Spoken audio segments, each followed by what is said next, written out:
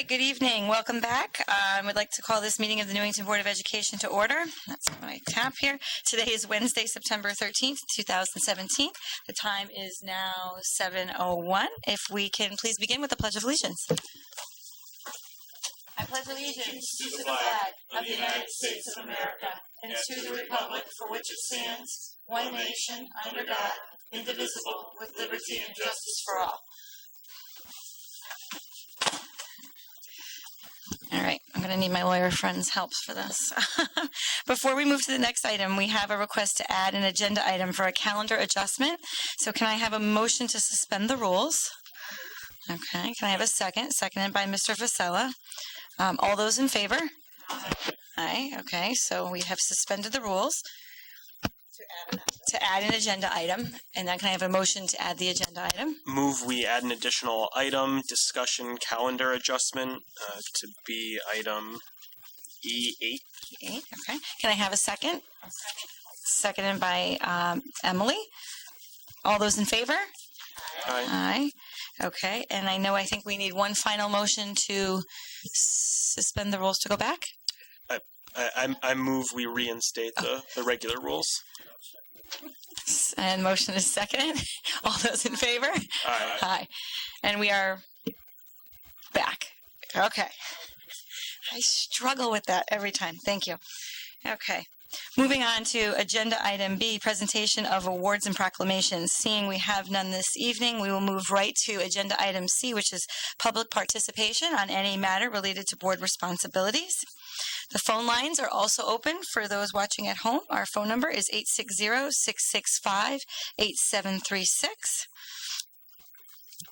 I'll give it a minute.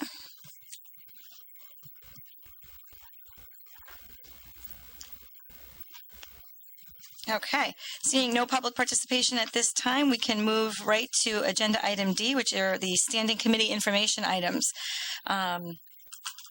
The executive committee met on August 21st. We will be hearing about and discussing these items over the course of this meeting, so I really don't think we need to go step by step through everything that was discussed because we actually are going to cover all of those topics this evening. So before we move on there, for one of our favorite items on the agenda, we will now hear from our student representatives. And I believe we've got Matthew and Prachi. If you'd like to come forward and join us at the table. Like I said, this is definitely our favorite part of the evening, so thank you.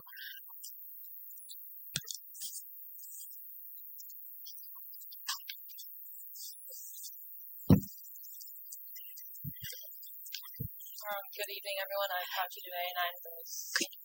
Could you talk into the microphone? Yes. Thank you. Just bend it. Yeah, there you go. All right. Good evening. I'm Prachi today, and I'm the senior Board of Ed rep. And I'm Matthew Plord, and I'm the junior Board of Ed rep. And we decided that we would start off with the Newington Athletics, which we feel is the most exciting of the whole report. So first we have the Newington football team, which in its season opener won a decisive victory over Chicopee, Massachusetts with a score of 42-17. Let me get applause for that. It should be noted that this is the first game with the newly appointed coach Jason Pace. So whatever he's doing, hopefully he keeps it up. For cross country, we have at the Blue Dragon Invitational in Middletown, Aiden Toth, a 11th grader, placed number 11 in the boys varsity race. Also for cross country, the team won its first meet of the season versus Windsor and Buckley yesterday.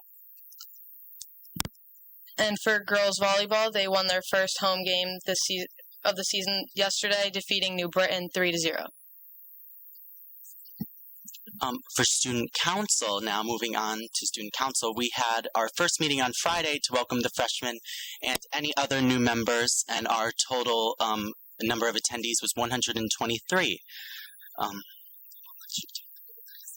And so, as you may or may not know, each of the student council members are chairs of committees. So this year our committees are Pep Rally, Faculty Appreciation, Homecoming, Spirit Week, and Community Outreach.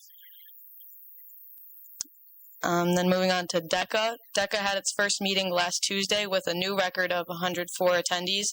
And during this meeting, Mrs. Miller announced when this year's leadership conferences, power trips, and competitions will be taking place, as well as the STOL requirements for seniors, which is new as of last year. The trading post is also in full effect and is run by the members of DECA every day. I myself have been trained according to the new store policy and participate weekly in the running of the trading post. The school store offers a variety of healthy snacks, beverages, school supplies, and apparel, including our new socks, headbands, thin hoodie, and windbreaker. Now moving on to clubs and student organizations. The NHS Feminist Society had its first meeting on Monday. The rapidly growing club plans on creating new opportunities to get students and staff involved in ensuring equality throughout the community. Now going on to the music and drama departments, the NHS Chamber Choir has started working on its wildly popular second annual dinner theater cabaret. Last year's event was titled Shalloween, and this year's event will be titled Tech Week. This event will be taking place on October 26th.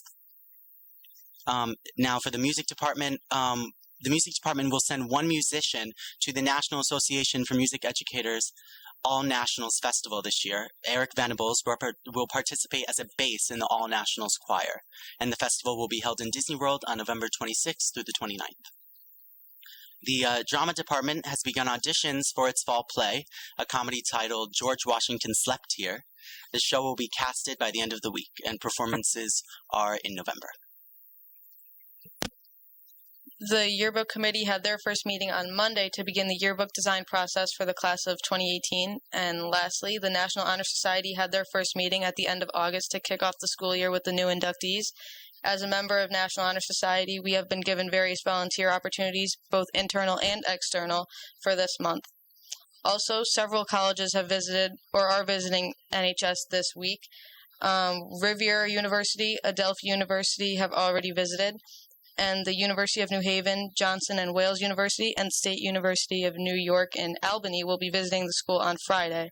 These visits allow students to meet with representatives from schools around the country and get information about academics, tuition, and programs. With the start of a new school year, Google Classroom has been utilized more than the past few years since its arrival to Newington Public Schools.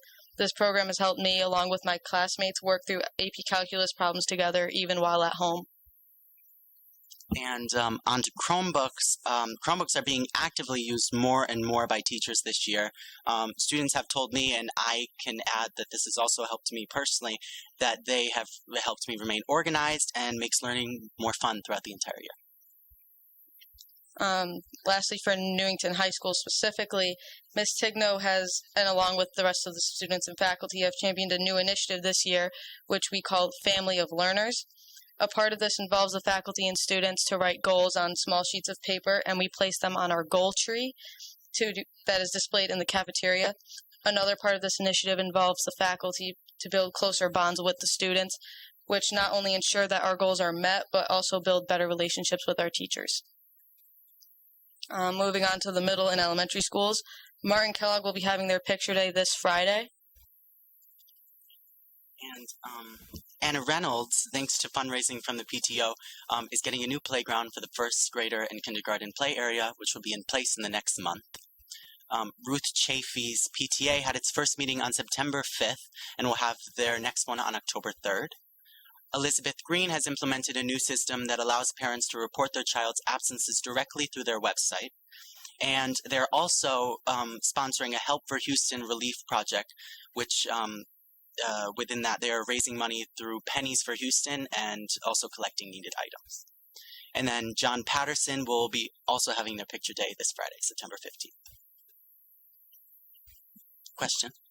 Yeah, you just perked my interest. So it's E-Green allows the parents to report student absences? Yes. On their website, one of their news and announcement items for the year was that they will allow parents to submit absences through their website. Yes. I thought it was very interesting as well. Is this an opportunity for us to do throughout the district? What's precluding other schools from implementing such a policy? Each school really can do on their own if they want to do that. If they can manage that, that's up to that's school driven. So if they want to do that, that's great. Thank you. Thank you. That's all we got. couple more questions? Yeah, Go ahead. Mrs. Ancona, go ahead. NHS Open House is next Tuesday, the 19th, right? So I think and the trade store is open, so that's a good opportunity for the parents to get all their NHS gear. I plan to go get a sweatshirt to wear to the games and all that kind of good stuff. So spread the word, buy your stuff that night. You're at the high school anyway. Go get the good stuff. And it just so happens girls soccer is playing at Berlin that same evening. So we have a little bit of a conflict. Mr. Chauvin. You talked a little bit about Chromebooks. Can you think about, I don't know if you've already had the experience in the first couple weeks of school, but are there any classes in particular that you're using them in a way that's not just word processing? Yes, definitely. And Prachi can add on to this if she'd like to. In my algebra class, we are using a program called Desmos. It's an online scientific calculator, and we're using that in the classroom when scientific calculators maybe are being lent out to other students, but also at home if we need those calculators and students don't have them at home, we're able to use that and still complete problems on our homework. That's just one example, but there are many other examples of them being used in a million different ways throughout the school. Oh, wait, I can add to that too. Even today in government class, we could have used our textbooks or our Chromebooks to access the Constitution. So I know many students use their Chromebooks as it's a lot lighter than carrying around a textbook. Thank you, Mr. Was there Sylvia. was there anything interactive that went along with that, like with those exercises or other kinds of things? We used a worksheet, so it wasn't like we were typing anything on the computer, but it was just easier access to the Constitution. And one thing that students have really liked about it is that specifically through the Google platform, you're able to work collaboratively at home in a way that wasn't possible before. And definitely that's really been a plus for me, especially using group projects and other things like that. And even in our student council day-to-day presentations, we can work on things while we're at home and we don't always have to be right next to each other. Thank you. Great examples. Mr. Sylvia. So on the collaborative, so like you're using FaceTime or working on the spreadsheets or Word documents in a collaborative method. Yes, definitely. If and Prachi, you can add on to this as well. We during for example, in English classes a lot. This happened in my English classes quite a bit throughout the time that I've had the Chromebooks. Let's say we're reading a book and we need to write examples of things we learned about the book on the board. On the our smart board, they'll have a Google Doc projected, and all of us will be able to go onto that Google document and be able to write things, while the whole class is seeing them, and perhaps edit things that our fellow students and peers and our teachers have written. Yeah, and then to add to that, for AP Calc, my teacher has made a Google Doc.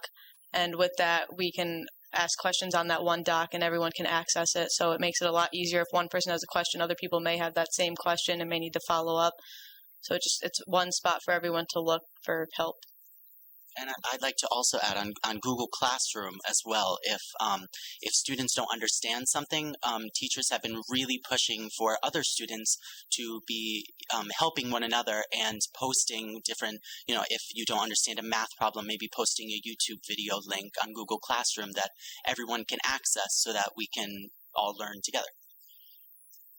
I know even at the middle school level, my fifth grader said, when I was at open house, the teacher showed us how they put the homework on the electronic planner, and they can. So if they missed an assignment or they had to leave, and they weren't able to write it physically in their planner, all they have to do is log on to the electronic planner, and there it is, and they could see all their homework for the week, so they could even plan ahead. So it's being used in so many different ways. Yeah, thank you. Thank you very much. Mrs. Ancona, did you have a follow-up? I just wanted to give another example of the cool things that we're doing. I learned at Wallace Open House, I think it was my sixth grader. I have an eighth grader there too. I think it was sixth grade. They, on 9/11, they took a virtual tour of the 9/11 memorial. I mean, that was really impressive. When I heard that, I came home and said to my son, "How come you didn't tell me this?" So, and it's really, I thought that was really awesome. That's another cool thing that, they did. Yeah, there's so many different ways technology is being used throughout not only the high school but the middle and elementary schools, and the way that it's being used allows so many different possibilities that wouldn't have been possible before, and it's really, I think, ignited a lot of students to want to learn even more. You can take them on the road for your little road show. Thank you. Any other board comment or questions? Rob? I'd like to thank you on your presentation. Being your first trip here, it's one of us that's kind of tough the first time. But, congratulations, you went through it like troopers. Thank you. Thank you. Mr. Sylvia? I'd like to second that, but more importantly, though we do enjoy getting the report of the schools, I know we also enjoy hearing from you your perspective of what the students might have as needs or perceived needs that they're seeing from their perspectives. And if you could provide that kind of feedback to us in the future, I know we would eagerly love to hear that type of input from the students. Great. I appreciate that. Thank you. Thank you. Thank you very much. Great job. Okay.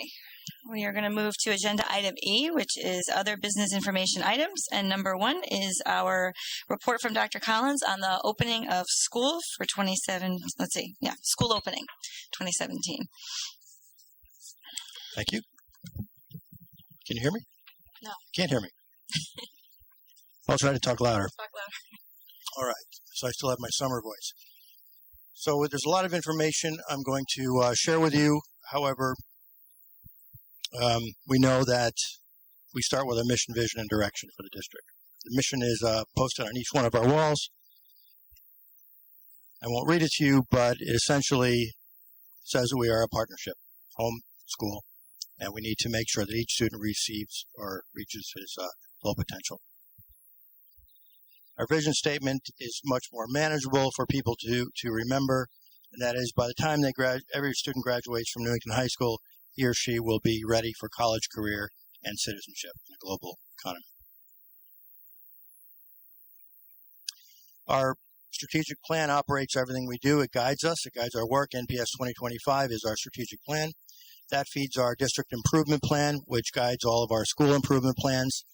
From those school improvement plans come each proposal to plans, the Plans Council, and that is where all of our proposals are presented through committee to me, and we will present them to a subcommittee of the board and then the full board later on, and those will be those decisions will be included in the budget for the 2018-2019 school year.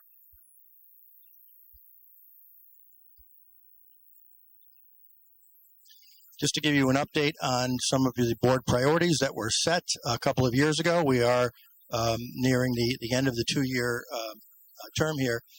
And if I look over the past 2 years, there were some pluses and some minuses, I would say. Improved student achievement, it depends on what you look at. If you look at our own internal assessments and look at growth, I would say that we're doing well. If you look at standardized test scores, I would say we're not doing well. We've got a lot of work to do there, and we've got to figure out what's going on with SBAC. The second one, we are moving along there. We've had a few setbacks, but we are moving along. I'd say we're making adequate progress there. Same thing with the following one. We have not made any progress. As a matter of fact, we've gone backwards on the next one, increase access to early childhood education. And the only reason we've gone backwards is because we have more special needs students in our early childhood program, and they have filled up all of the spots, and we have no room for any typically developing peers in our early childhood programs or our preschool programs. So that's why we've gone backwards. Provide infrastructure and environment that fosters modern learning. I think we're doing a good job there. Same thing for the next one with enhanced and extended learning. The next one, we did not make any progress at first, but I think now we're making great progress on world language. I'm hearing good things. A little too early to take the red away yet, but I'm sure we're making progress there. Next three, we've made progress, and the last one we're really struggling with, and that there are mandates that have come out as recently as a week that are still very expensive. The last one will cost us about $400,000 that the board does not have, and I'll share with you a little bit later. That is something that is going to need to go to the facilities committee because it has facilities implications. So I'll talk a little bit about that later.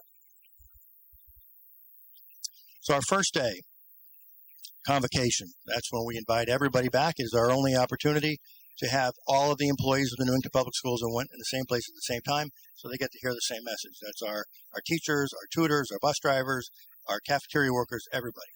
So that's our first day. And we want to make sure we say thank you to everybody and recognize the work they've done and share with them our vision for the year. We then give our awards out for our people who have been with us for 5 years, 15 years, and 25 years. We had several of those. We had our guest speaker this year, James Sanders from Breakout EDU, and he gave us his resume of failure. And it's something that I think is imperative that all of our employees hear, because failure is an essential part of learning. Without it, you can't learn. Our Teacher of the Year was crowned, if you will. Wake you up. Mr. Brian Kelly. He is not only the Newington Teacher of the Year, he is a semifinalist. I met with him this afternoon. He is going for his interview on Friday for semifinals, and we'll know Friday night if he has advanced to the finals. Regardless, we haven't had a teacher go to that level in quite some time.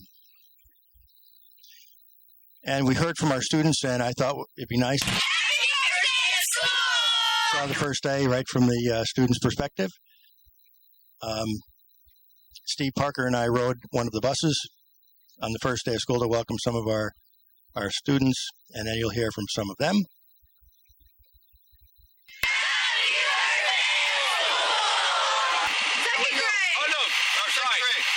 Let's go, kiddo. This is Peyton's first day of second grade.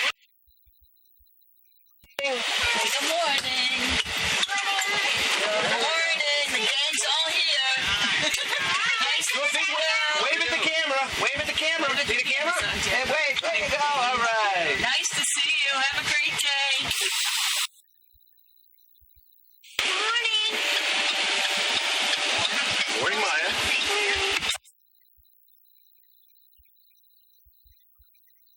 Okay. Say How are you? Morning. How are you? Hi there. My name is Nancy. This is a new student.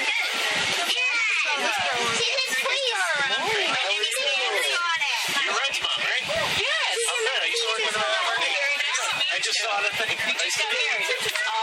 Questions, concerns, or anything, feel free to come to me anytime. Okay, awesome. Okay? Thank you very much. Nice to do it. Happy first day of school. Take good care Thank of you her. so much. Congratulations. Okay, go on in.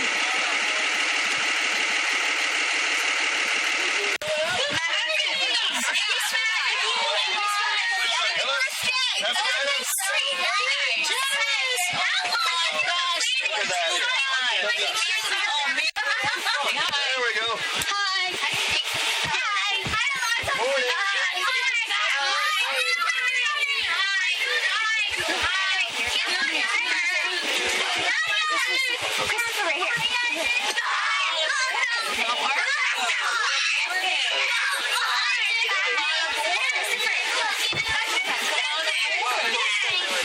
My name is Nancy. If there's anything you ever need, feel free to come to me.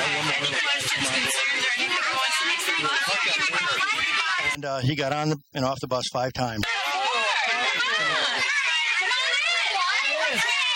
weather's fine.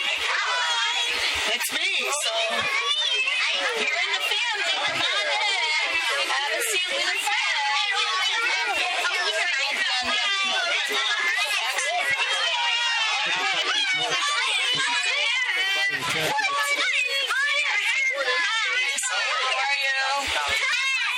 I believe I have the greatest kids ever. You're going to do great things today. On your way up the bus, please tell me your names. Have a great day at school. Be here when you get up.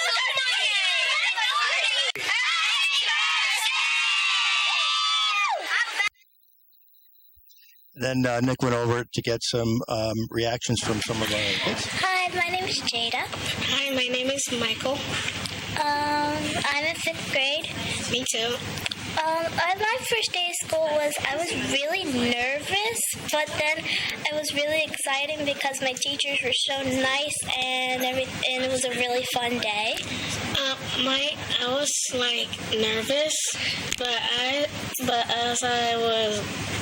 as this past few days, I've made a lot of new friends, and my teachers are really nice. They help me learn in a funny way, and yeah, they're really nice. I have Mrs. Brown is my homeroom teacher, and then Mrs. Rotako. I have Miss Levin for my homeroom and Miss Konachik or Miss Maslak for science and math. I'm Christopher Page. I'm a grade 8 student at Martin Kellogg.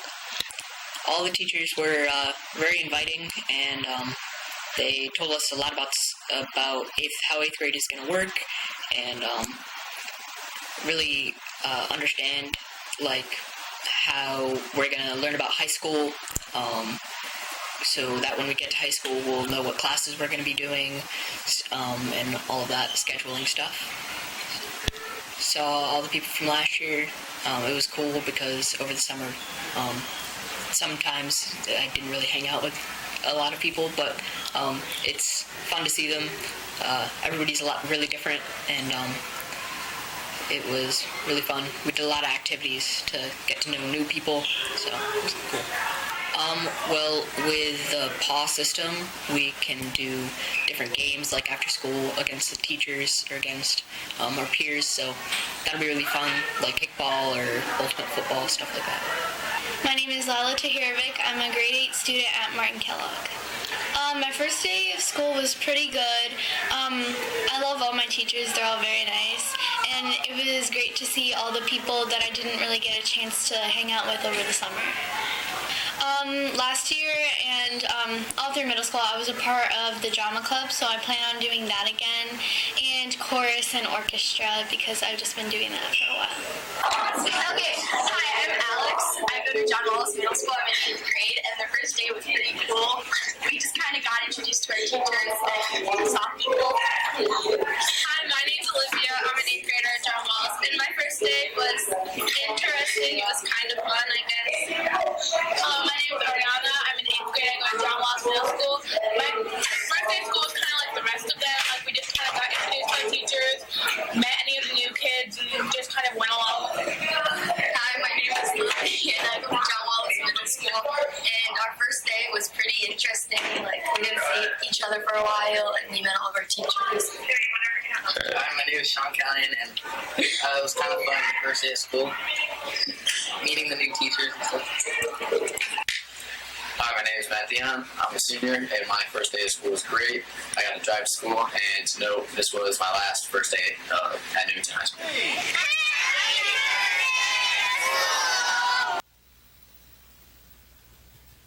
So we thought it was important that you hear from some of the other kids as well. I'll give you some enrollment and class size information. This is it in a snapshot, and I'll finish with this slide. We are 59 students above the projected. And I'll go over those school by school. If you look at Elizabeth Green, and I'd like you to take a look at the kindergarten numbers, and this was the subject of our executive committee meeting a while back when we realized that the numbers were that high. That is a very high number for kindergarten. 20 students at Elizabeth Green. We were projected to have 286 students. We have 292. That's 6 over projected. If we go to John Patterson, the class sizes in kindergarten are 21s and 20. We are 12 students over. We are projected to have 345. We have 357. At Anna Reynolds, there's some good news there. If you look at the kindergarten classes, the way it broke, we have 16 in each. And we are projected to have 235 students. There are only 417. We're still trying to track some of them down, but we're 18 below projected at Anna Reynolds. Ruth Chafee was 11 below projected. We were scheduled to have 335. We have 324. Kindergarten classes are 19, 20, and 21. This was as of yesterday. At Martin Kellogg, we're 16 above projected. We were supposed to have 609. We have 625. And there are your class size. It's important to remember that's an average, 24 in 5th grade, 22 in 6th and 7th, and 19 in 8th grade. At John Wallace, we were 3 under projected. We're scheduled to have, we have 677 students. In grade 5, average class size 23. Grade 6, 25. Grade 7, 24. Grade 8, 19. At Newington High School was above projected as well. 26 above projected. We were scheduled to have 1266. We have 1292. It's a little difficult to give class size information there because it's really based on enrollment and requests. So you may have a class of 30, but that's more so because of the number of requests for that class. And then there are 20 kids in the Transition Academy. This is I would say, a little bit alarming. Our outplay students, that is our special education outplay students, we were projected to have 49. We're 2 above. If you remember, the first day of school we had 47. So from the first day of school, 47, we have 51 right now, 2 above the projected of 49. Remember, each one of those students can be upward of $150,000, $200,000. The magnet schools were projected at 172. We have 201 students now. That's 29 above projected. It is important to remember that students have until October 1st to change their minds. If they are not satisfied with the magnet schools, they can come back at any time throughout the year. If they come back anytime October 1st or after, you will still have to pay the full tuition. So our projected enrollment for the magnet schools was 221, and we have 252 outplacements altogether for a total of 31 above projected. So there it is. There's a summary. We are at 4,236 students total. Any questions?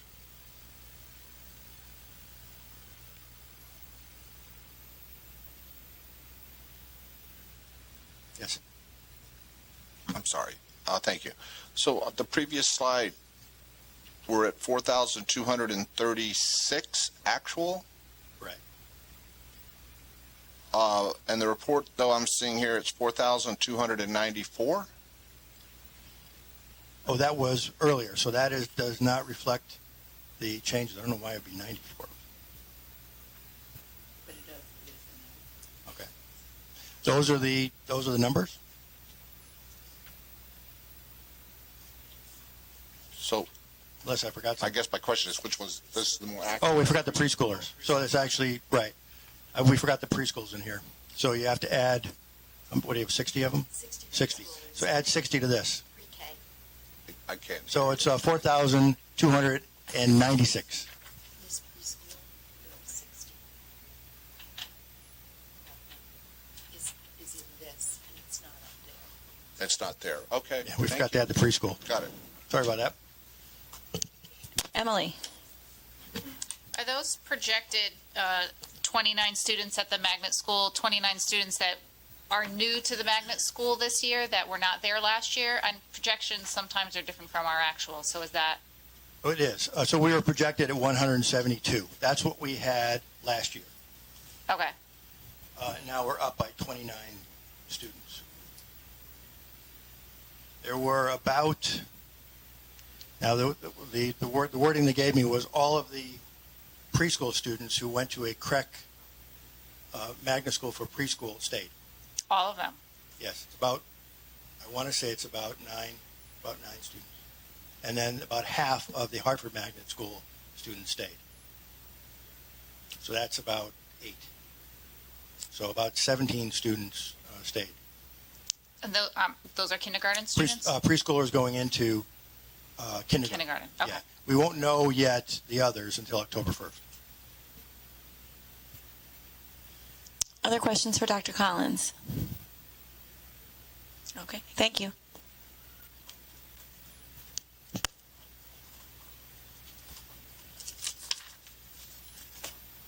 Okay, next on the agenda is a discussion on mastery-based learning, and Ms. Freeman will be presenting this report, and then we will have an opportunity for questions.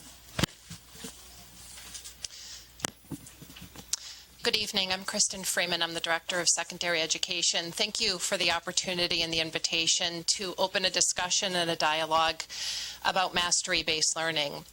Mastery-based learning has been one of the biggest areas of focus at our secondary level at both of our middle schools and also Newington High School for about the past 2 or 3 years, beginning first with discussion and research, and now going into action and beginning to implement some of the practices.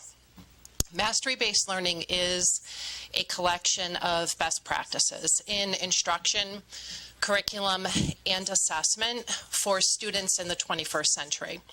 What mastery-based learning does for Newington Public Schools and for our students is it gives us the opportunity to define our mission, college, career, and citizenship ready. It gives us the opportunity to define with local standards what that means for students with our locally derived concepts, skills, and student understandings. What I've learned is that probably one of the biggest misconceptions about mastery-based learning is that people think that it is synonymous with standards-based grading. However, standards-based grading is just a very small piece of mastery-based learning, because mastery-based learning, again, encompasses all of the practices in this educational change that we're making at our secondary level. One of the big questions also that is asked is when it is going to happen. We're right now projected at looking at implementing mastery-based learning somewhere between the next 3 and 5 years. It's very difficult to put a timeline on it because we all know that with the process of change, we end up with obstacles and roadblocks that we didn't anticipate.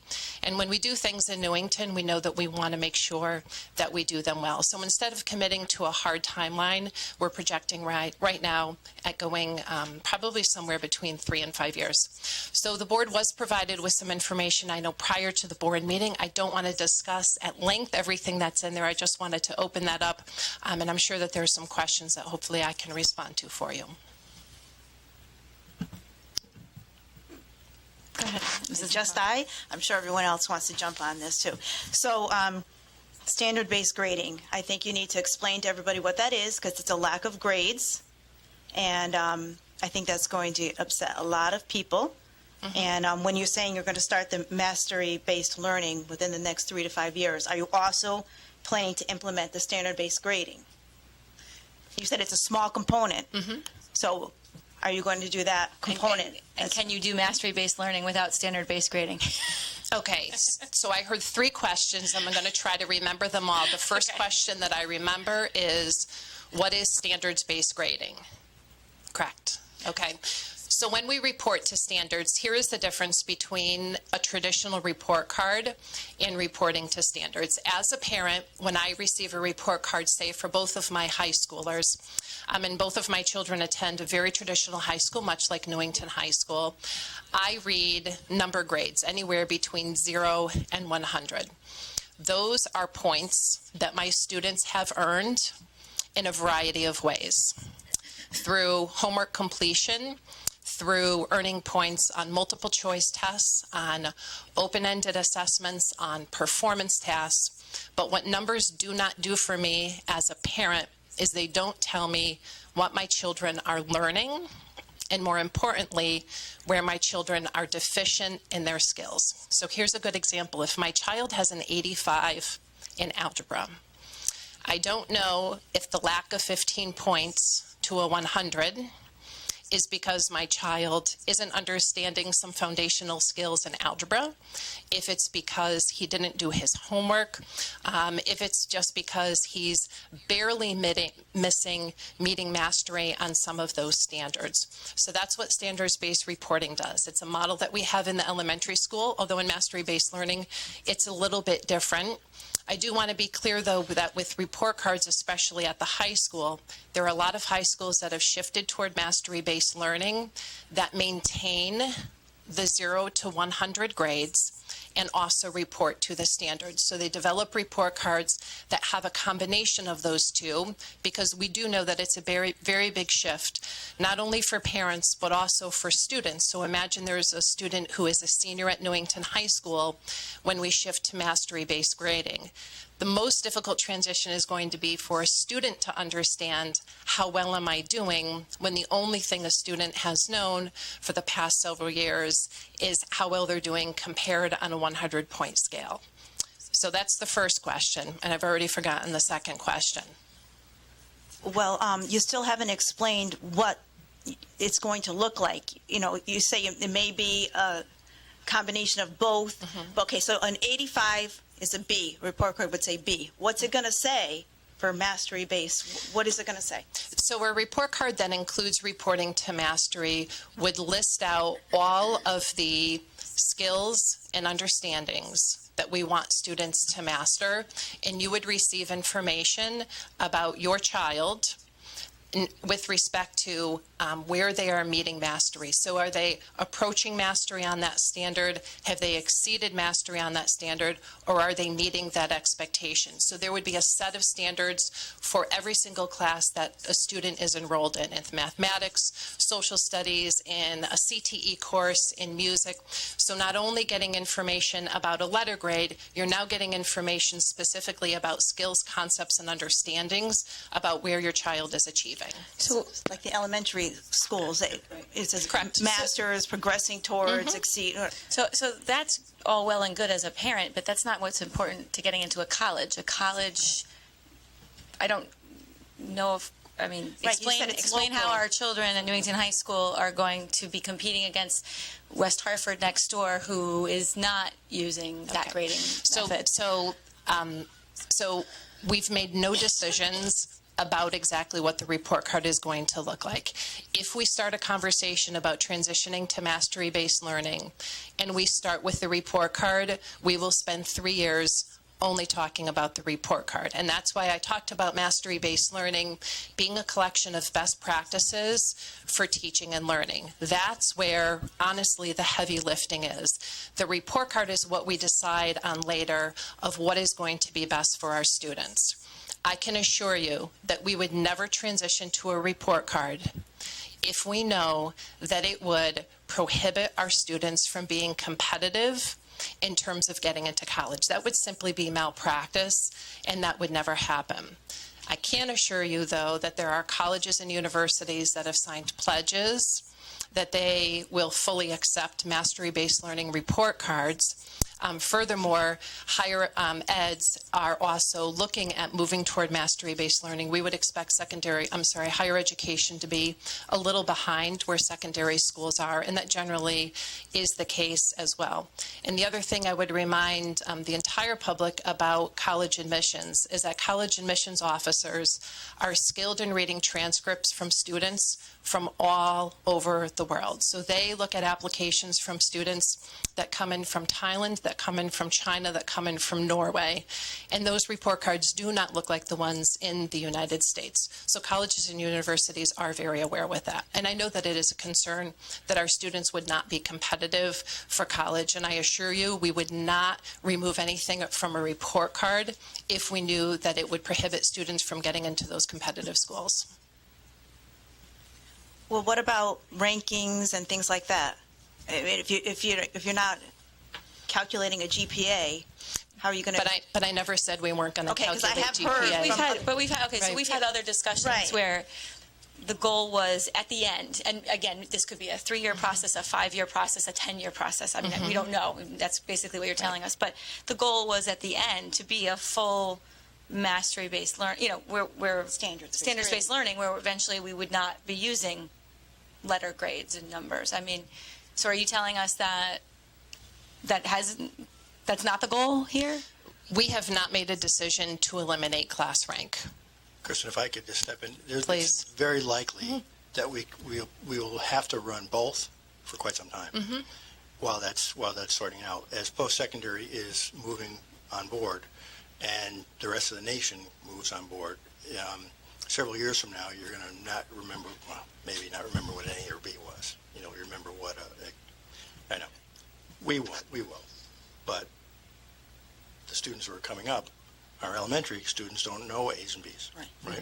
Well, I just think this is such a huge change that, you're talking about local standards, something like that. I think the Board of Education should be involved in a big decision like that to change to that type of grading system. It just doesn't seem like it's something that the administration should make on its own. That's there my are policy implications the board will have to get on, but this is now that we have national standards, the whole country, 46 of the states are going to move in that direction. So it will look very similar state to state. But many towns in Connecticut are not moving. Absolutely. I called some towns myself. So it's going to be very strange. I mean, I know Newington is often the front runner of certain things, but I don't think we should jump on the boat for this one and be the front runner if other towns aren't doing it. We're likely going to have both for quite some time. And that's within the next 3 to 5 years. Mm-hmm. Mr. Sylvia wants to. Oh, sorry, Mr. Sylvia. Thank you. Does mastery-based learning allow us to eliminate seat time, the Carnegie unit? Yes. That has policy implications, though, so it goes back to what Ms. Ancona was saying. That would all have to be folded into policies of how we're awarding diplomas. Right. It's just that, I know, let's just say a student really has mastered Spanish, and it's over within 2 months. I mean, I'd love for them to head on to another class and learn the next. And so would I. Okay. And wouldn't that make sense? Right. All right. Thank you. You're welcome. Yes. Mine's not a question, just a comment. I was at open house at Martin Kellogg last night, and a lot of the teachers were talking about this transition and how in the grades, they're still talking about number grades, but they're taking out the piece of if your child doesn't do their homework, it's not going to count against their grade because that doesn't have anything to do with their mastery level.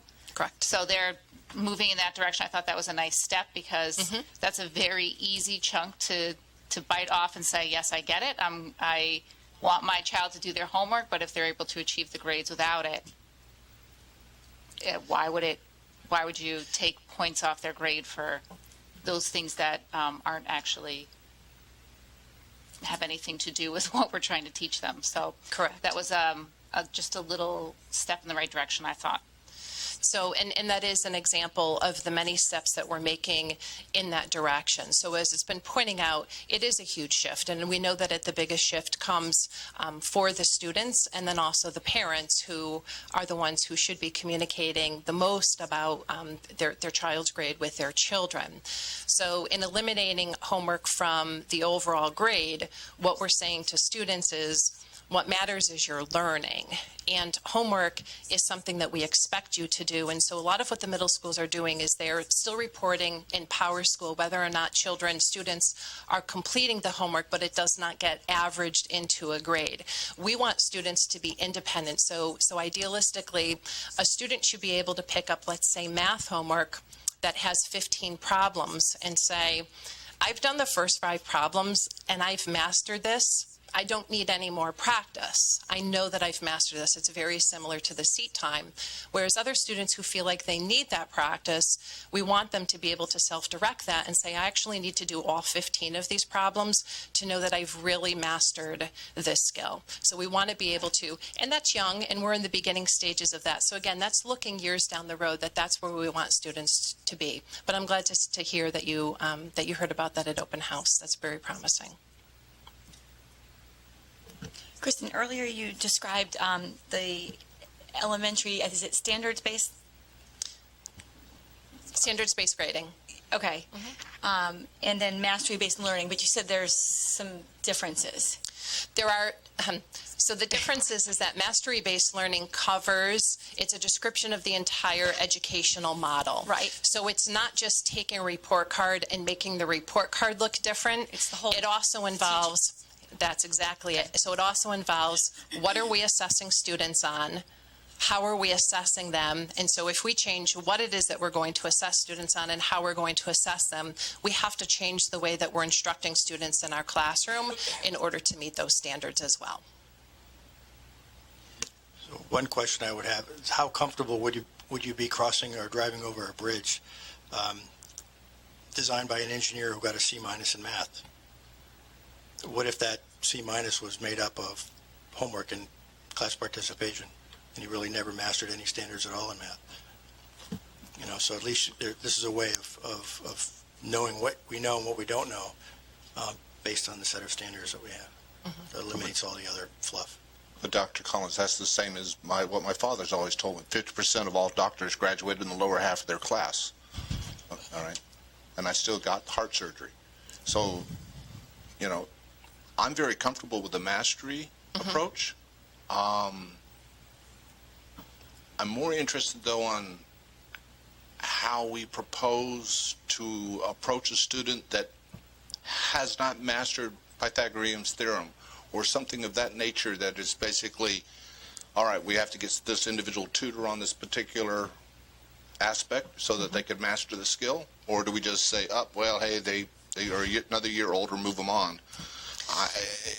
They've reached the 60-point threshold, right. No sweat. So I'm trying to grasp with how we're going to help the engineer be a little bit better than a C-. I don't know if I can respond to his question because I see That's a hand raised. No, go ahead, Emily. I would like to jump in only because at open house last night, we went over this in my daughter's math class. Mr. Bruno said, if your child is not achieving the a high enough level of understanding, they go back and they reteach it so that they take each child and teach them where they are and bring them up so that they do reach a mastery level, and they don't just pass them along so they finish talking about that topic. They actually make sure they go back and teach them. So there'll be small groups and other work that will be done with those students who have areas of deficiencies that they need to continue to work on. Yes. That is correct. And Mr. Sylvia, I think you pointed out one of the flaws in the system that we have right now is that we say, by virtue of the Carnegie unit and the number 60, which is completely arbitrary, we say there are 40 points that you did not learn. We're not really sure why you didn't learn them. It could have been because you weren't doing your classwork and you weren't doing your homework, but you did really well on your quizzes or tests. It could be because you lacked foundational skills, but you were really good at doing your homework and classwork. We don't know how students earn those 60 points because a lot of it is arbitrary, and we don't have a firm understanding if we're allowing students to move from something like Algebra 1 to Algebra 2 if they have mastered the foundational skills that they need in order to move forward and be successful. So when students are not meeting mastery of the standards, the teachers are aware of that through their new assessment methods, and now they're able to pull those small groups of students, work with those students to ensure that they meet mastery so that we make sure that all those foundational skills are built. Thank you. You're welcome. But you're already doing that in your SRBI model and your tiered intervention. So when a student now doesn't have, before you even get to this, we already have that in place in our school systems, where they do tiered interventions for any student who doesn't get there, because you know what skill they don't master when you are assessing right now. So you do have that going on right now. So we offer interventions in the areas of literacy and numeracy, and our programs for SRBI are very strong in the elementary schools. They're strong in the middle schools, and when students progress up through into the secondary level, and getting a diploma is about earning credits. Intervention, it's very difficult to fit into a high school model. A lot of that is the nature of a high school and needing to earn credits because of seat time, and we need to have students in classes. But we're not offering intervention in a lot of the skills that we see in our courses. We're offering interventions in the foundational skills of literacy and numeracy. So it would be, if you would think about, you're extending that intervention model up through the high school, and now you're making it specific to the course offerings that we have in the core areas. Other questions? This is 3 to 5 years? Is there an overall? That is our current projection. It's a projection, so there's not a real firm plan or objectives or milestones that have been created to measure the progress towards that objective. No, we definitely have a plan. However, like I said before, right, with milestones. So however, what happens is when we start engaging all of our educational community in the professional learning, and we start inviting the community, including the parents and the board, we come up against issues that we didn't know were issues, right? Because it goes to the old saying, we only know what we know. So through this process, we're probably going to uncover concerns, issues, problems that we weren't aware of, and we want to make sure that we address those. We also want to make sure that all of our educators really have the competencies to do this well. We can't just go in and give one day of professional learning on mastery-based learning and we flip the switch and our schools are different. It really is a process. So when we make that projection, it's aggressive right now. So that's why we keep that range of 3 to 5 years. If I can just step in to speak to the Vice Chair's concern, could we go in 3 years? Absolutely. We could switch over and do it in 3 years. However, where will the other school districts be? Where will the universities be? And so we can't if they're not ready. So if our students are going to have trouble with colleges and have that interpretation issue, we're going to have to run 2 systems or not implement the other one until the others are ready. So that's what would hold us back. But we could, philosophically.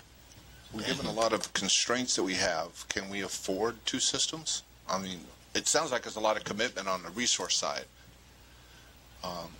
Or am I missing something? I think it's more about a reallocation. A reallocation of existing resources. Okay.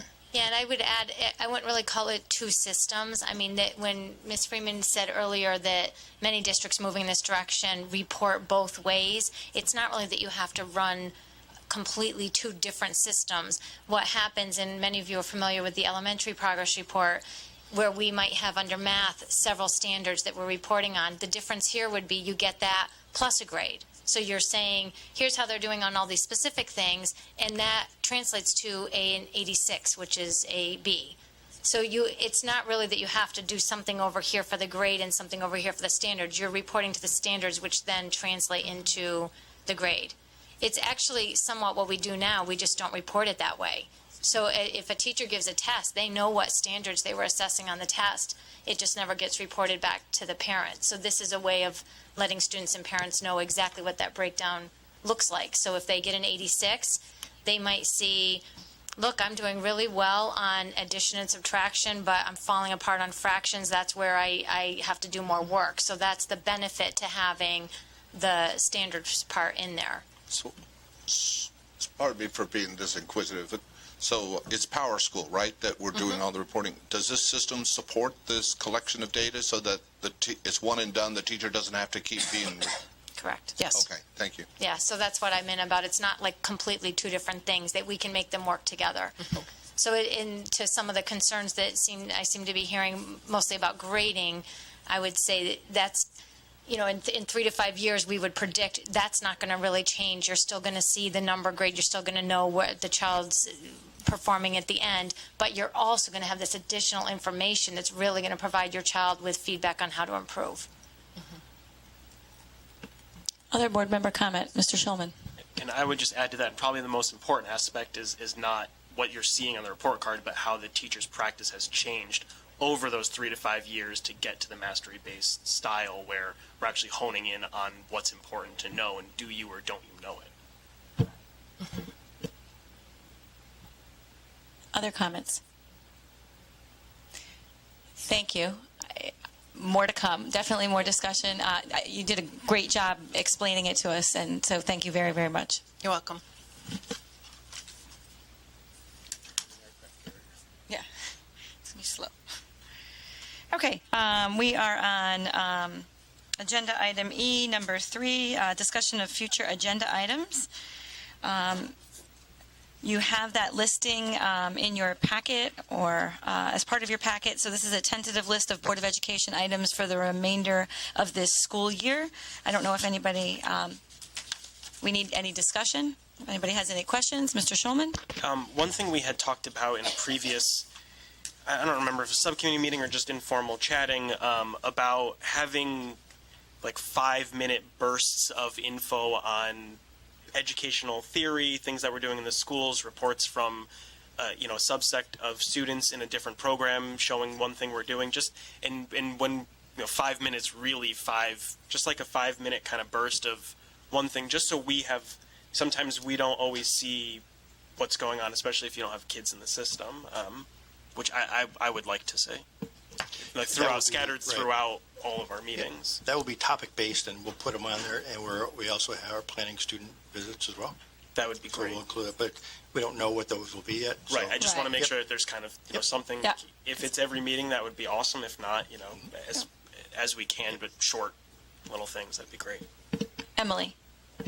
Just to add on to that, for example, if we had our students maybe be able to bring in something, their Chromebooks that they could show us that they were working on in class maybe, or show us what that looks like, that might be really helpful.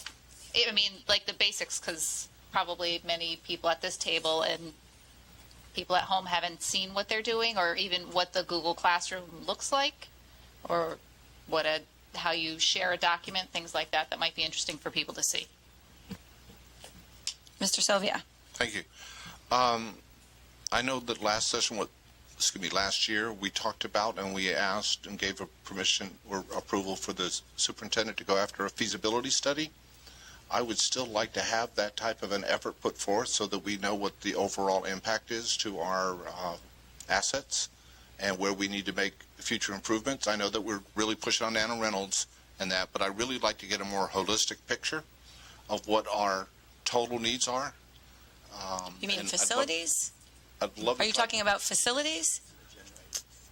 any asset that we need to make any type of capital improvement on. Most of it is facilities. I would grant that. And that the proposition that was presented by Dr. Collins was to perform a feasibility study to give us an idea of everything that we would need to do across our district. I think it still has great value. I'd love to see it on a future topic of the agenda, or even an action that we can get underway. Okay, so there's a discussion item number 7 on capital projects, so we'll get there in a couple minutes, okay? In October? Nope, tonight. Discussion item number 7. Oh, thank you. Okay. Next item, number 4, discussion of the PTA, PTO board assignments. Everybody sees the list. The list will be changing as of the election in November. Any discussion needed on this item? I'm sorry, Cindy? Okay, so if you're assigned to a meeting, you can't make it, just send an email to the rest of the board members and see if anybody can sub in. That would be great. Okay. Discussion number 5, gifts to schools. Dr. Collins, if you want to give us a quick update on the list of the gifts. Absolutely. So this is a listing of all of the items under $500 that are given to the schools. If you see, it all totals $15,000. So that's pretty good. All of the things that are donated from parent groups and so on are listed by school on this report, and we provide this to you each year. Emily. When I look, there's a lot of discrepancies between the schools, and I know that schools and PTOs and PTAs can contribute however they would like, but I know other things were happening at Martin Kellogg. Yeah. So I'm just wondering what, and I remember when I was the PTO president at E. Green getting the request for this and looking at it saying, oh my gosh, what in the world are we supposed to put on here? So I'm wondering if... Remember, there are other things. These are the things that are required by board policy that need to be submitted. So these are gifts. So anytime something is given, if they do a fundraiser for instance, the playground equipment, the extra playground equipment at Anna Reynolds that they're working on right now, that wouldn't necessarily be on this. This would be on a different report. Oh, okay. It's over 500. Right. So like a lot of those PTA activities, like author visits, things like that, cost more than $500. Right. So there are gifts, but they're not on this particular form. Is there a reason why we're not? I mean, why are we limiting my ignorance? It's 2 separate reports. Lou, help me out on this. Lou, talking to the mic, please. Thanks. Board policy a number of years ago requested that all gifts come up to the board for acceptance.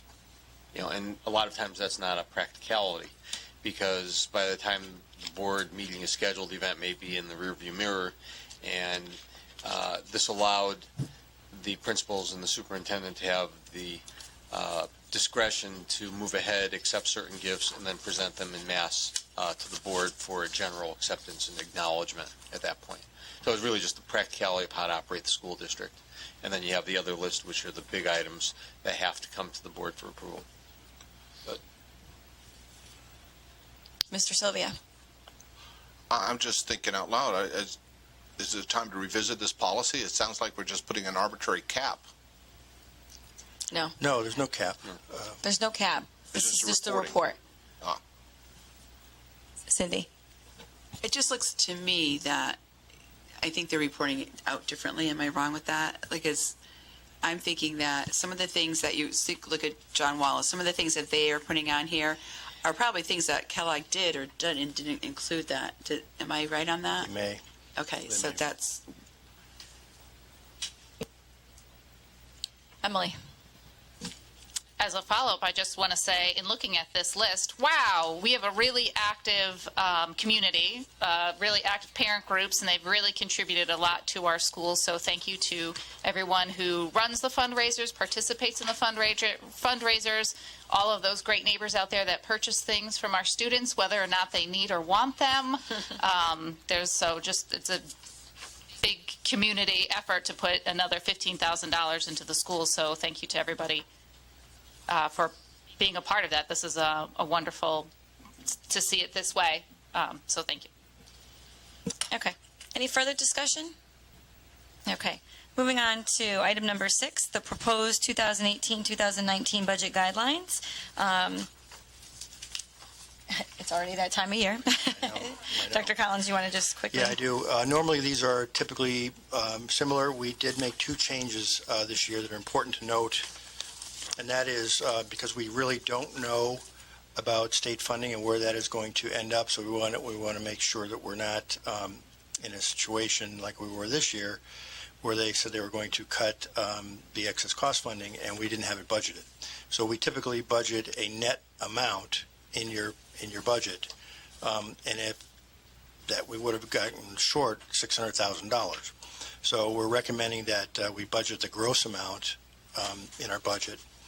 And the last one is breakage. We have been budgeting for breakage for years, and that has been problematic for us in the hiring process, in that we have not always, with very limited funds, in recent years have been able to go out and find, I don't want to say the best people, but money hasn't, I don't want to say this wrong either. It's not that money hasn't been an object, but we've always looked for the best person. And sometimes they've cost more than the plans rate, and that's been okay.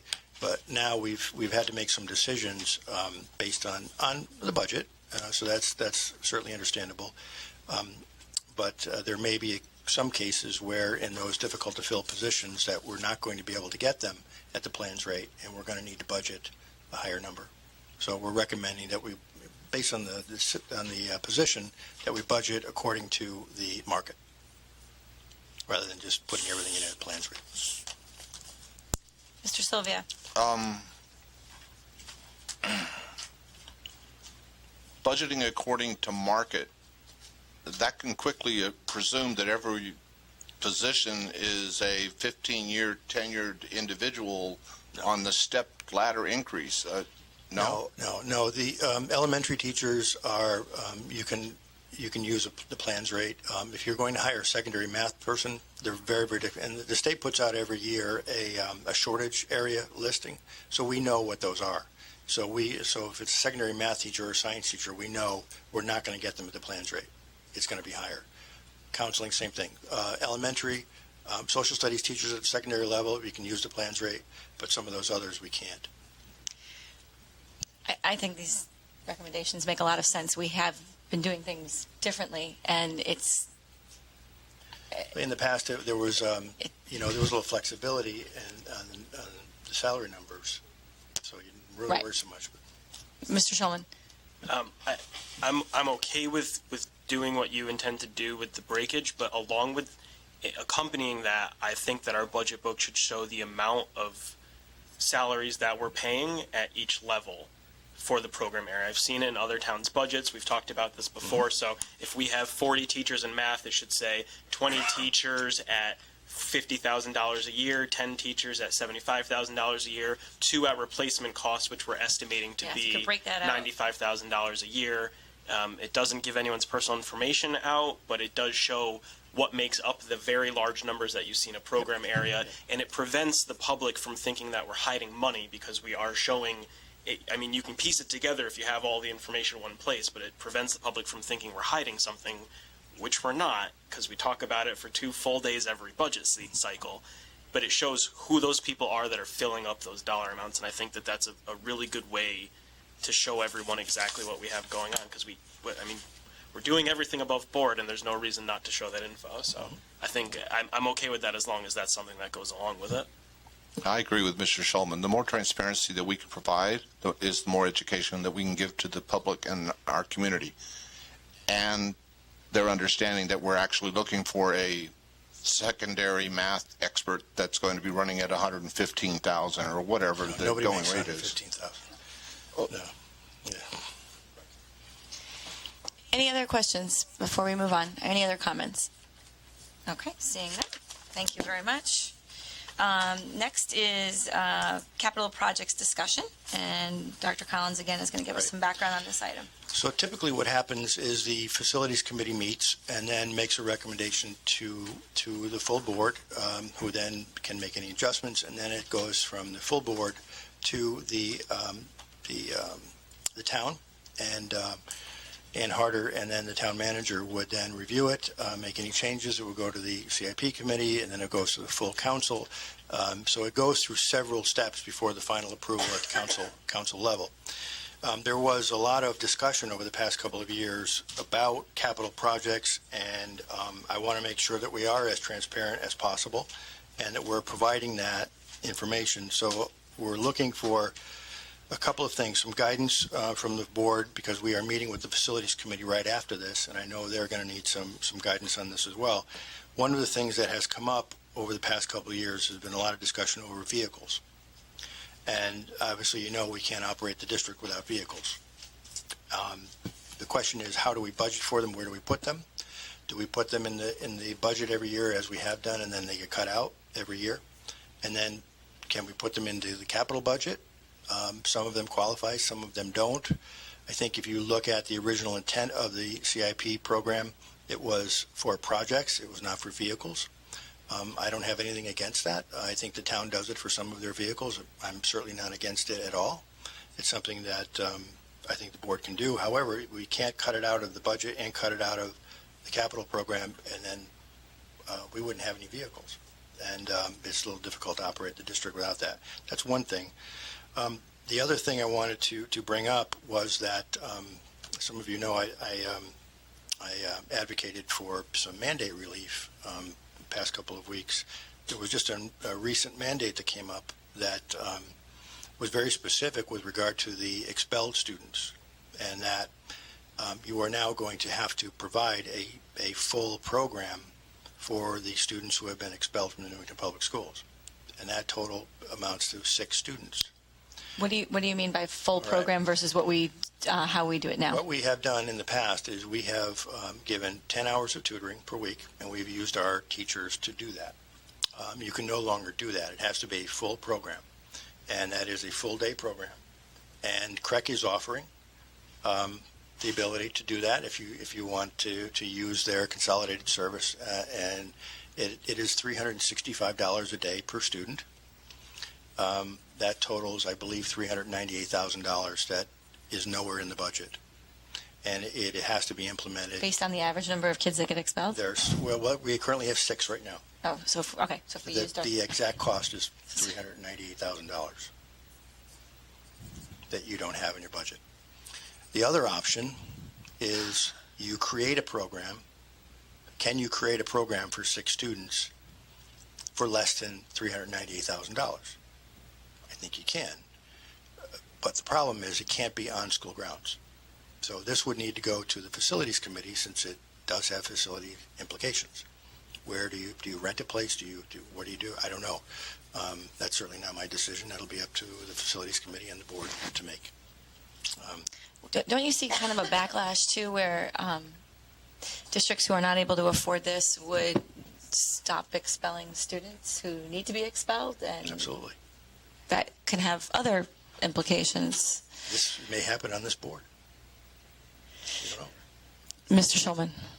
Is it a legislative mandate or a Department of Education mandate, or legislative? So legislation was passed requiring a full day. Mm-hmm. Do you know how A our full legislators voted on that, or did you have a conversation with them when it was up for debate? No, but I asked for relief on this recently, but it's been withdrawn. Well, we're just not, I don't know what they're going to do, if anything. So we'll see. You don't know what? Our legislator, Wait, why did you withdraw your request? I don't understand. That's a long story. I didn't. But, they're not going to do anything about it. Who's not going to do anything about it? Our legislators. Gary and Paul. Gary and Paul are not going to do anything Well, to advocate on our behalf. I don't think so. It was just, Because a board member stepped in and said that you were, okay. so That that's fine. That's where we are. Paul. Now, again, in that concept, would we be looking at something like the old alternate ed program that we ran, except to be off-site? Here again, that would be my recommendation, that you either take the current program as is, because they do allow alternate programs. I think that would be a creative solution. They can't be at Newington High School, though. Right. They have to be somewhere else. Where that is, I don't know. Okay. And this is at all levels, middle school yeah, levels. absolutely. Right, so you have the middle You school could and have high school. You could have from elementary school Up. depending on the. Right. I don't. Well, no, I'm we just saying have, right. potentially, though. But we have had middle school students. Yeah. Right, but middle school students do get expelled. Emily. Is this going into effect right now? Yes. Mr. Schulman. Does it infect students who are? Is it just for expelled students, or is it for students who would otherwise receive homebound services for No, just health-related expelled. issues? Just expelled students. And we currently provide 10 hours of tutoring. Right now, we provide 10 hours of tutoring. And now they need a full day They need a program. full day program, 5-6 days, 5-6 hours, I think. I don't know the days. What's the cost of a full day, the tutoring that we're giving them now per week? We provide 10 hours per week, so 2 hours a day. So figure $80 a day. That's a lot less than $365 a day. It is. Just to add to Dr. Collins's information, there is also a requirement now that students have, which we don't provide in the tutoring, access to social work and school psych as necessary because of the expulsion, helping them sometimes with some retraining and some coping skills. We do not do that? Do we have the capacity to do that? Not in our current model, no. But we're not going to have a choice. Jane. We've had some expelled students go to a special program somewhere. That was the CREC program. That was Apex. And that was a half-day program. And CREC closed it. Well, they closed it and reopened it under a new name. And it is now $365 a day. Bob. Would this be an opportunity to start other towns to gather enough students? Already to have. Fill one classroom? But the question is, where is that classroom? Where is that location? So, Josh. I mean, the further concern for me is that the students that are expelled, to think that we could put 20 kids in a classroom and have a teacher teach them is laughable. And the fact remains that it might cost a heck of a lot more than $365 a day to have classes of 5 kids with enough support there to maintain the behavioral needs of the students, because the reasons that we're expelling kids, at least, and I assume it's similar in other districts, are extreme. Right. These are extreme circumstances where these kids might not be able to function. And how are you going to, how do you teach all the different levels and all the different... And mostly because we don't feel comfortable that the student will be safe around our other students, so why would we put them all together? I know. Well, I can't speak for the way, this is what has been coming down year after year now. These mandates have been not coming without funds. And it's Have Gary and Paul explained their position on this? we never got to that. We didn't get that far. Okay. I think it's a great idea to use your superintendent ways. You're a leader of the superintendents. Get everyone together, do some lobbying, because you're right. You can't have these mandates if they're not funded. I think you have to go to the legislature at this point. We got to get all the area people. That was kind of my thinking too. I mean, yeah. Don't drop it. I mean, what can we all do? I mean, this is really crazy. Well, I think it might be helpful if depending on how the board feels about it, you may need. I think it's time you would need to go. I think to Gary and Paul at this point, and say something to him, or write something to him. I don't know. I think maybe collectively as the Board of Education, we should submit something. We need assistance with the legislature at this point. Okay. Is this not an opportunity for virtual what? Virtual classes that they're for the expelled students? Yes. They're at their home. They learn at home, much like homeschool. I just don't know how. That's not a program. I think it could be a component for some things, but you have to have a program that is put together for the students that does have the counseling skill component and does have the academic component, and there has to be a teacher with it. You can't just put them in front of a computer and hope at home. Cindy. So the question would be, if we had to open up our own classroom, what would that cost? So it would be a cost of a teacher, and you would definitely need very well-trained paraprofessional assistants in order to be able to fulfill the academic needs, because all the children are going to be on different levels.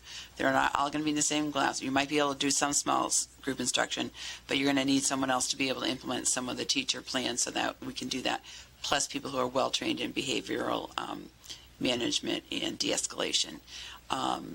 Plus you probably need some kind of supervisory, someone from one of your administrative people overseeing that, just in case there's trouble. So there's a lot of things that we need to look at. So I think what we need to do, just to have an idea, is maybe kind of just plan out what it would cost. Plus, if we have to rent a place, what would that cost? So that we actually know what we're looking at as far as the district is. Just to look at that, because even we can start fighting the fight, but seriously, you're supposed to have that implemented now. Yes. Right, but tell me how many districts actually do, and also what is the consequence of not? We have a lot of mandates where I know that we've fallen short. Other districts have fallen short, and what are the consequences? Well, for instance, the pool. We've never reopened the pool because we don't have the extra body in the pool. So, to that mandate that came out overnight. So if we did what Ms. Stam suggests, that we try to understand the cost of the program to ourselves, is it an opportunity for us to see if we can build a program that can be offered, much like CREC has, to other districts to help reduce the overall expenditure? I mean, obviously, our trying just to do it for Newington, the cost per individual will be very difficult to swallow. But if we can collaborate with some of the other districts, is there a possibility to lower the unit cost? Josh. That goes back to exactly what I just said. There's not going to be an economy of scale, because you're going to have a max limit on how many kids can be together with the same teacher and paras, and you're not going to be able to group up, the 6 from Newington, the 6 from Wethersfield, and the 6 from Berlin, and have the same amount of people that we would have for our 6 in-house. Just due to the nature of like what Cindy was saying, the levels that they're at, what we're teaching to each of those students. We may have a junior and a 7th grader, and we're not going to be able to have one person doing both at the same time, and economy of scale is just not going to exist. Emily. So in high school, there are math teachers and there are social studies teachers and science teachers. Would we have to have then a staff of teachers to cover all of the subject matter for the different classes that they happen to be enrolled in? Yes. The core classes. You wouldn't need to provide the culinary, all of the electives. You'd need to provide LA, science, math, social studies. So is it even reasonable for one teacher to teach all those classes? No. Remember, the kids are going to be there all day. So the way I would see this is the day broken out by a content area or whatever. You have a constant person, a supervisor, similar way we do in school suspension, where you have a Luckily, I'm not familiar with that. That's right. And then you have content area people who push in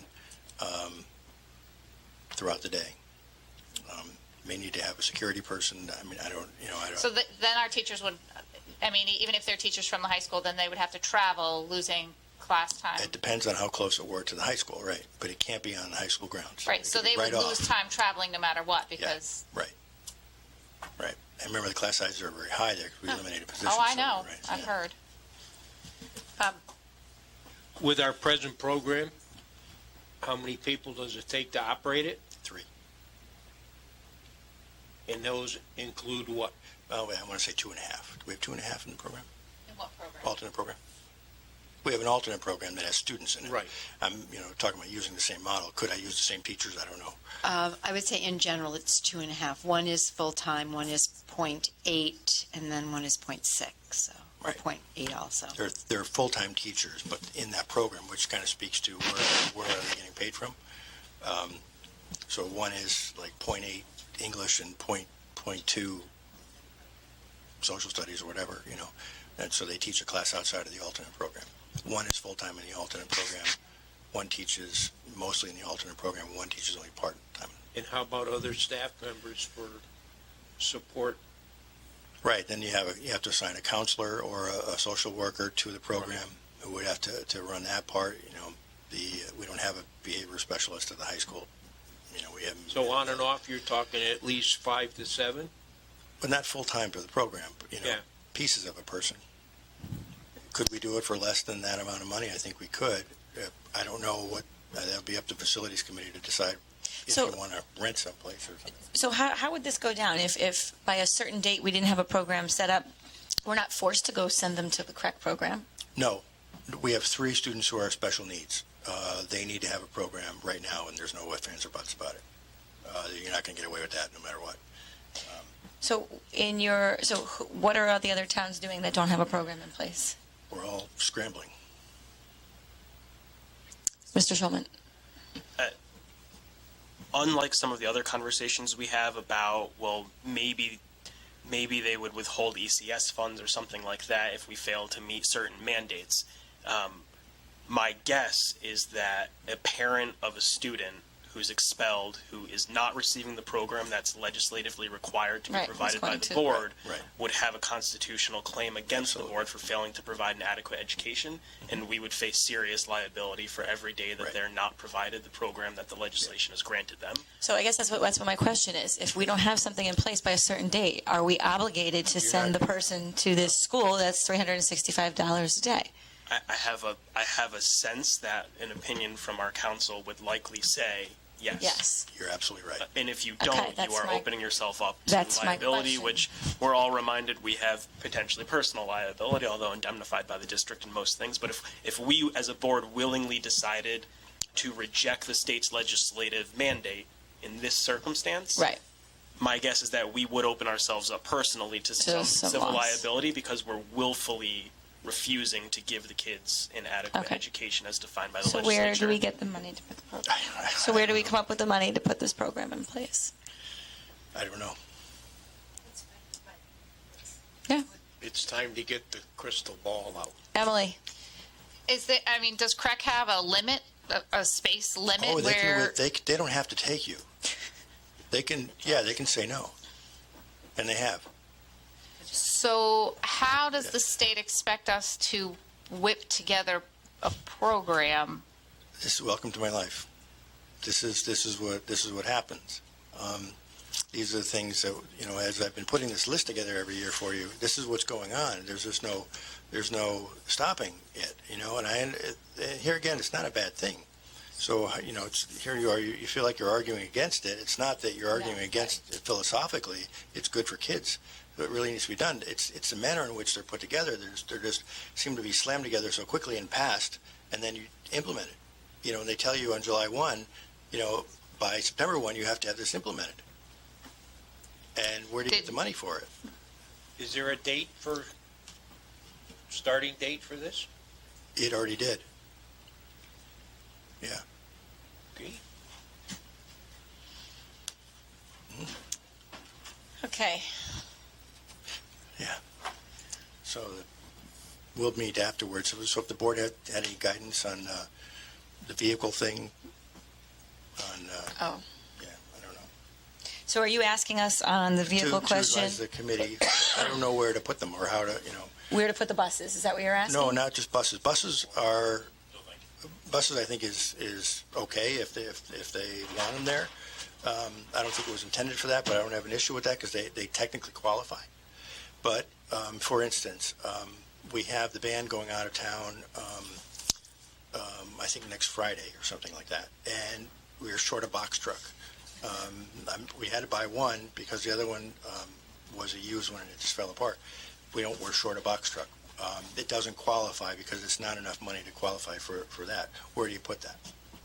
How do we budget for that? Where do we put it? And we can't take it out. Do we keep it in the budget? Do we put an account together in the public school CIP fund for vehicles? And then so money we get from the building use, does that go in there and then you buy your vehicles from there? It doesn't make any So you're talking about vehicles outside buses? Yeah, outside of buses. You're talking, okay, I thought you were talking about buses. No. The buses do you want them in there? So where are the vehicles now in the budget? We don't budget for them. So that means at the end of the year, if we're short a vehicle, we have to find money for it. We can't rent a box truck? Sure we can. It still needs to be in the... That's an operational expense to rent a box truck. Yeah, we'd have to rent every time we needed to use it. The band, constantly. It's between the band and the football team, and every time the football team goes somewhere, they've got to have a box truck, right? Don't they use the box truck for the football team? Yeah, I don't remember a box truck back in my days. We all just put them in the bus. Yeah, depends on which bus. So those buses are like, there's another instance. So Well, that needs to be replaced. So I'm not sure I understand the question. Are we looking for guidance on what? Just tell me, do you want to put it in the public school CIP fund? You want to put it in the budget? What do you want to do? Josh? But before answering that, what other things are... Right, besides box trucks. I know we've had this conversation, feels like on end for 2 years, and I still haven't heard anything. What's in our operational budget that should be and qualifies for the CIP other than buses? So you need to have... Because what it seems to me is that everything that's in the CIP is right. Is appropriate. And what's in our operational budget still that could be moved over? We put anything that qualifies for CIP will go either into the request to the town for the town CIP, or it will go in the public school CIP fund. And we had a good amount of money in the public school CIP fund that we were able to do a lot of those things. So the playground renovations are all coming out of public school CIP, all that kind of stuff. So anything that qualifies, we put in there. And there are some times from year to year when there will be a larger item that we put in our operational budget, or no? Not usually. It usually it goes from the public school CIP. So if it's maintenance, I guess that's my question. So my confusion is that I thought we were already doing what you're asking.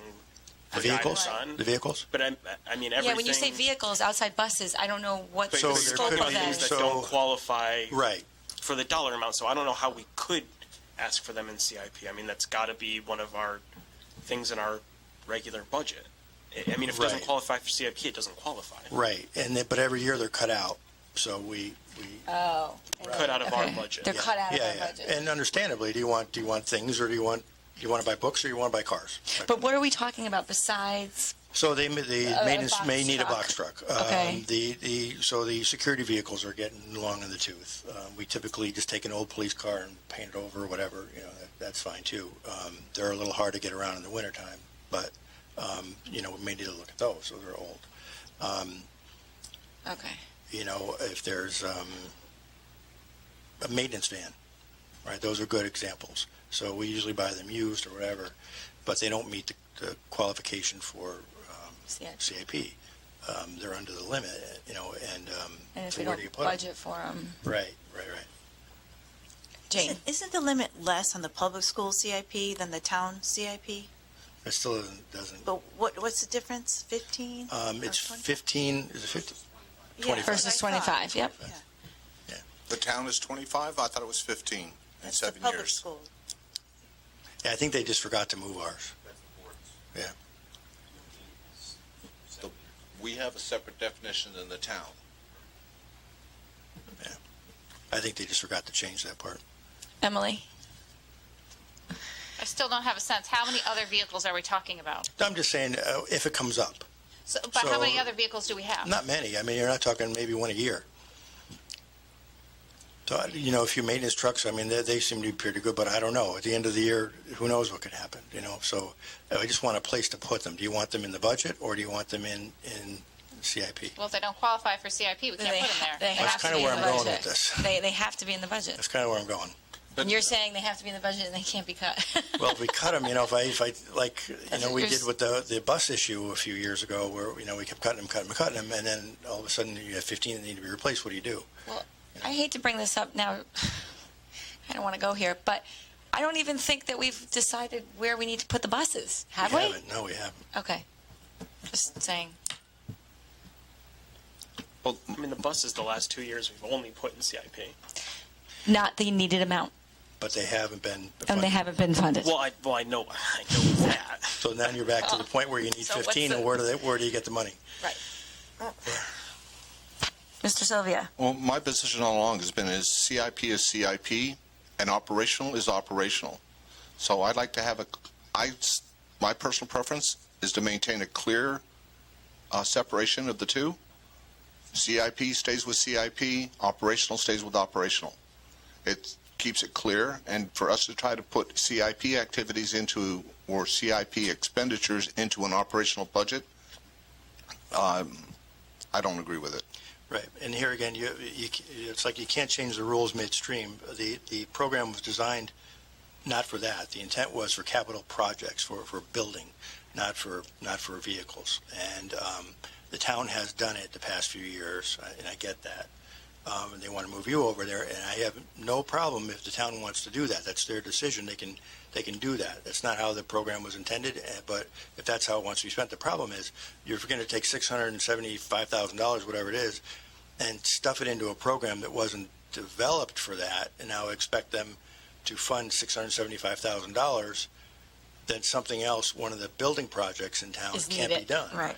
That's a lot of money to just spring on them. If they change the limit on it and said we're going to, like they put in your 125 account, they put $125,000 by ordinance in your account every year. If they said we're going to put $675,000, we're going to raise the amount to cover it, now you have no issue. Now it's all clean, it's there, and then you never have to talk about it again. But they can't. I understand why they can't, because it's just a lot of money to be taken out from other things. So then where does it come from? Emily. I need some clarification on what you just said. So the buses, although in their numbers qualify for CIP, that's not what CIP was intended for for. building. And that's why capital building projects. Capital building projects. we probably ideally they should not be in there because that is money for building projects. We should The almost have its problem own- is we don't have any place for them, and technically There's no money for them. qualify-ish. Yeah, the board always Correct. funded them for years and years and years, always. You were getting 4 every year, and that's what it was, and it just was part of the budget. And then it got cut out, and then it never got put back in, so then they just start getting older and older and older, and before you know it, you have... Well, that part I get. Okay. Want to make sure I understand where the money should go. It should go in, it's always gone, well, here again, it doesn't make any difference to me. It's always gone in the operational budget. It doesn't make any difference to me. But I understand the town's position if they're saying no, because that's not what it was developed for, and you're changing the rules along the way. If they want to do that, like I said, philosophically, I have no issue with it. But we just kind of need some guidance on that. because when we put the plan together, the facilities committee will meet after this and put the plan together. So you're talking here, the facilities committee is going to be putting buses in their budget or in their proposal. Is everybody okay with that? Okay with what? Putting the buses in the capital improvement request? Yes. Yes. What if we put a bus garage? We're not going to go there again, are we? Buses in it. I'm You would sorry. save $200,000 every year if you did that, but we've been there, done that. That's I apologize. That was just want to have some fun. just trying to. Okay. I don't know. Wow. All right. Lighten it up. Okay. All right. Moving on. Discussion item number 8, a calendar adjustment that we need to make. Dr. Collins is going to explain why we need to make this adjustment. Okay, thank you very much. As you know, last May, the board adapted its calendar, changed its calendar so that we were open on Veterans Day. And we were going to develop plans and things to do with the kids during Veterans Day to make sure that the veterans were celebrated appropriately. That was negotiated through the AFSCME contract in the town. And you know we are consolidated fully with the maintenance folks, so they're all run through the AFSCME bargaining unit. So the town manager changed, I don't know if her mind or whatever, but enclosed town hall this coming Veterans Day. So that means we wouldn't have any custodians or any maintenance people or any bus drivers. So we have to close now too. It's not a problem. You just have to change your calendar again, and hopefully we don't change again. But I think we should be okay. I don't know what's going to happen next year, so I'm not recommending anything for next year. We'll kind of cross that bridge when we get to it. But we just learned this week, so we're going to have to make some change here. Let parents know. Josh? So we're talking about 2 months from now. Yes. Our schools will be closed on a day That all the parents thought it was since open. March 23rd, 2016. Yes. They've been planning on it being open. Yes. Okay. And then we would then push back the last day of school one day to correspond as the change? Right. So the new last day of school would be right now, June 13th, pending no snow. Okay. And were you consulted about that decision at all? Or I haven't you were even just heard it informed? officially yet. No. I called down to the office the other day, and they kind of shared with me that that's the way it was going to happen. So I haven't heard it officially yet, but I got it from the secretary that that's what was happening. Okay, and so 2 weeks from now is when we would take action on this? Yes. So if the town decided to change their mind, we wouldn't have to take any action? Absolutely. But we have to do this now so that we can take action, otherwise Right, we we have won't to have discuss it enough and meetings then- before. Okay, well, that's lovely. Jane? We still can't notify parents because what if it changes? You haven't heard officially yet. Right. Well, So I think it's pretty good. Yeah, I think we're pretty safe to say for this year anyway. But should we have a discussion with them that we would be making a major change to the school calendar that has a... Yeah, in their defense, I don't think they realized that it was a bigger deal for us because the schools would need to be closed. We wouldn't have any custodians or bus drivers or cafeteria people or so it does impact all of our schools. But I do think that is a good point. I think that we should probably at least alert parents that there's hate to open up that can of worms, but that there's a possibility because there are a lot of people that will need to plan that a parent will need to take off work that day to be home with their kids, or arrange for the grandparents to come in or what have you. And more notice is always better than less notice, even with the caveat that there's some type of chance that it's not official, but unfortunately we're constrained by our meetings that we have to have 2 meetings to change the calendar. Right. Now, obviously, we would have shared this sooner, but I didn't want to send that out to parents until the board knew, and obviously it didn't even make the Friday deadline for the agenda, so we just learned. Okay. What day is this? Veterans Day. Veterans Day, November. Friday, November 10th.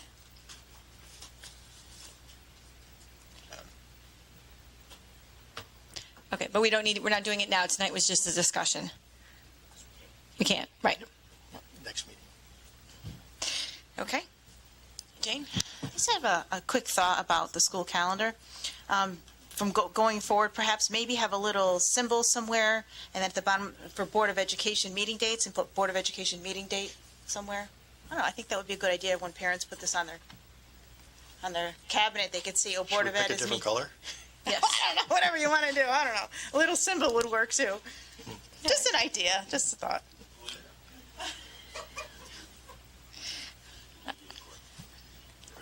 All right, we're going to move to agenda item F, communications from board members serving as a liaison to agencies and committees. Are there any updates board members would like to give? I know Sharon usually gives one, but she is not here this evening. Oh, and Dr. Collins is going to give us one. Typically I wouldn't hear, but I just learned today that both Stephen and Kim received certification for the Human Capital Leaders in Education certification. Stephen, you want to tell us a little bit about that? Yes, I would.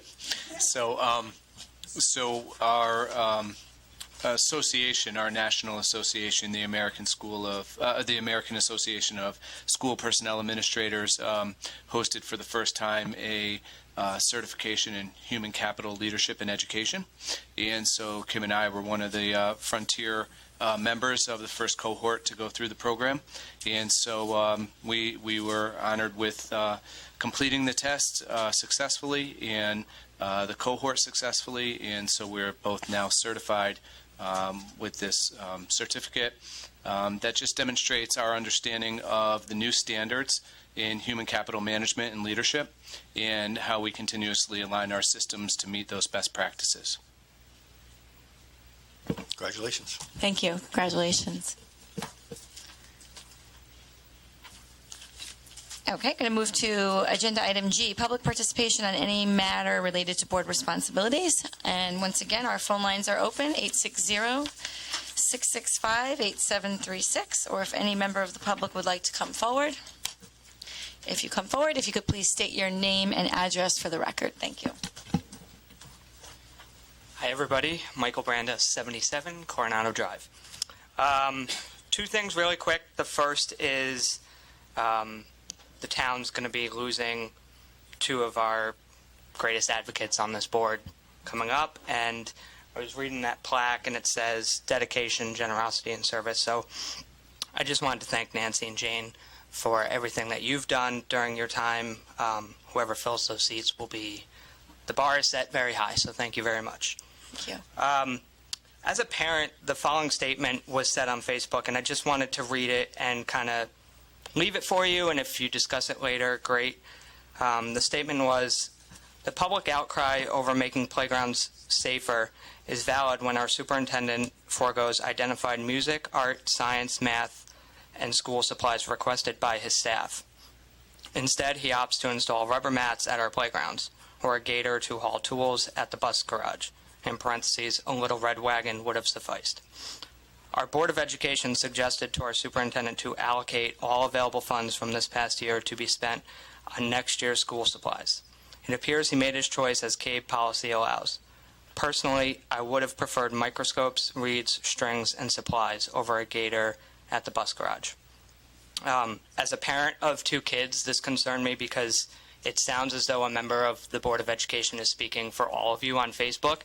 And it was my understanding that the playground mats especially were CIP budgeted expense. So, Mr. Sylvia, you actually just said CIP is CIP, operational stays with operational, which I found interesting because I would hope that you would have known that the mats were a CIP expense, and then you couldn't have just used that to get supplies. But outside of that, I want to be sure that the schools do have the supplies that they need. I went to a PTO meeting at John Patterson. Mr. Gatos made it very clear to all of us that our schools are well supplied. They are fine there. So that's a little concerning. And I think if we're going to spread information on Facebook, then we need to make sure that it's factual. Thank you. Thank you. Any other members of the public wishing to come forward? Seeing none, I will go to agenda item H, remarks by board members. We could start Oh, go ahead, Emily. We'll let you start. Oh, this is exciting. I have been thinking about this because it's been a while. Not, the school year is just beginning, but I did have the pleasure of attending the Martin Kellogg open house last night. And, of course, the teachers were very welcoming, and it was great to see what's going on in the classrooms and to learn a little bit more about how they are moving towards the mastery-based learning. And in addition to that, I just want to give a shout out to the parking situation there because it was great. The security, Mr. Corvo, was out there directing traffic, and it was fantastic. I was had a previous engagement and got there a couple of minutes late and was able to find parking, and it went so smoothly that as a parent, I thought that was fantastic. So it was just a shout out to them. So nice job there. One of the things that I did hear from people actually just in passing in the hallways, some of the comments were to me as a board member and some were just things that I overheard were about the larger class sizes that both teachers and students and parents were all concerned about. So that's something that I think we need to